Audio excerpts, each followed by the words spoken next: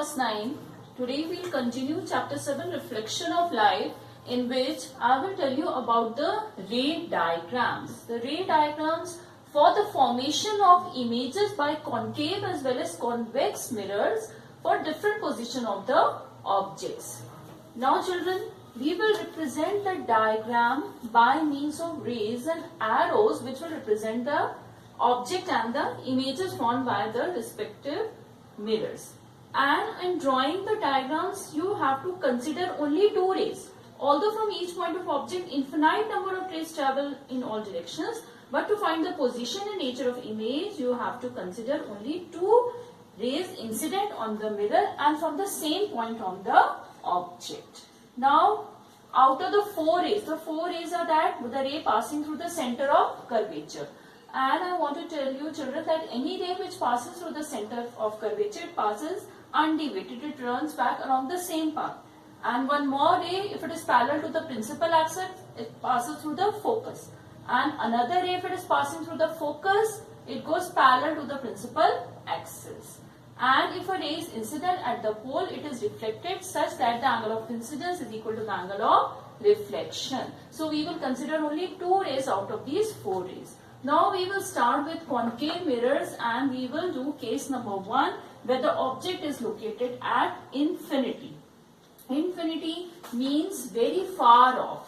Only parallel rays of light are coming from the object. Object is not visible, it is very far off.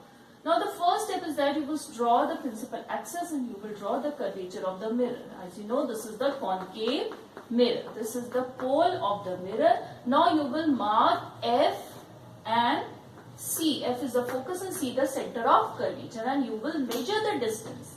This distance should be equal to the distance between C and F, because you know this is focal length and this is radius of curvature, and told you the relation focal length is half radius of curvature. So this F lies exactly midway between C and P. Now you will locate the object. Because the object is at infinity, parallel rays will come from the object. These are the rays coming from the object. Now any ray which is parallel to the principal axis on touching the mirror, after reflection it passes through the focus. One more ray if you consider, it touches at this point and it is reflected. Again, as it is parallel to the principal axis, it will pass through the focus. So the image is formed at the focus. And since the rays are actually meeting, the image is real, but real image is always inverted and it is highly diminished to a point, very small image. Now children, we will consider case number 2. Case number 2 is when the object is beyond C, beyond center of curvature. Again the same principal axis. I'll draw the mirror. Locate P, F and C. Now the object is here. This is the object. AB is the object. A ray coming from this point which is parallel to the principal axis, it will pass through the focus. And another ray which is passing through the center of curvature, it will return back along the same path. So here the two rays are meeting. So here the image of this object AB is formed. A dash, B dash is the image.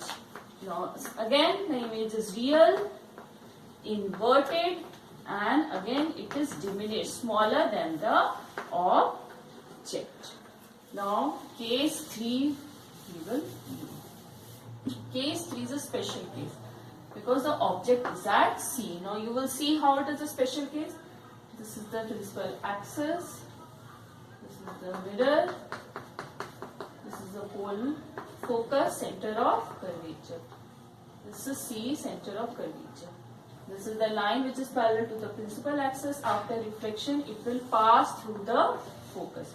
Another ray which is passing through the focus, it will become parallel to the principal axis.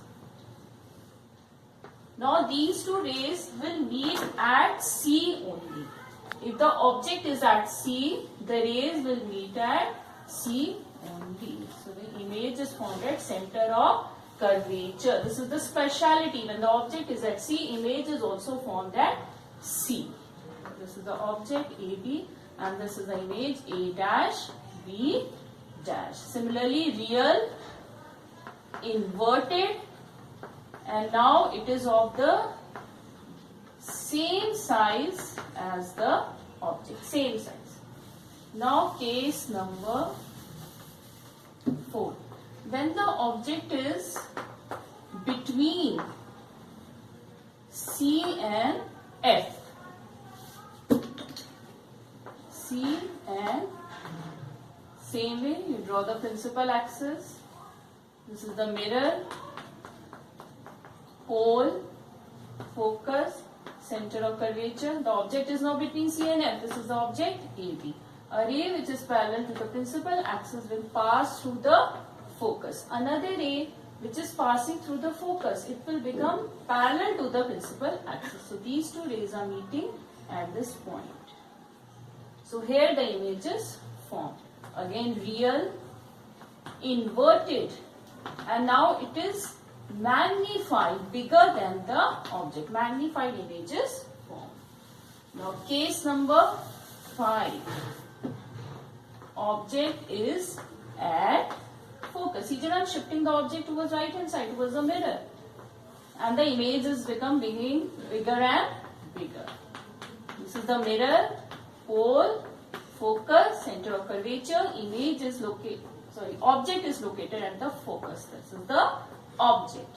The ray parallel to the principal axis will pass through the focus.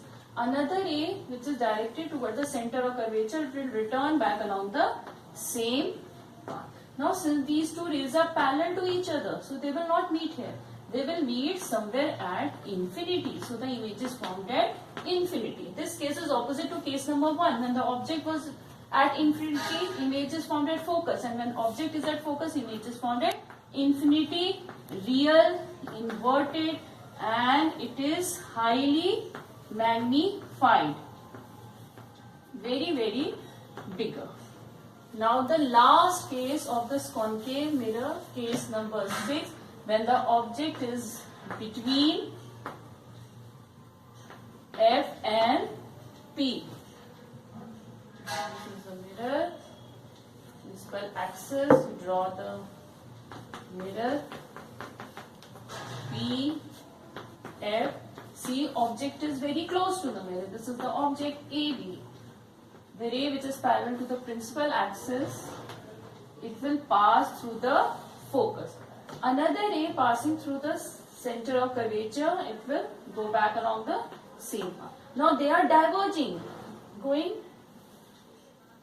far away from each other, so they will never meet. But we can make them meet by producing them backwards. Here we will produce the rays, so they will meet somewhere here behind the mirror. So in this case the image is virtual because the rays are not actually meeting. Virtual, and virtual image is always erect and magnified. So this type of mirror is used as a magnifying mirror.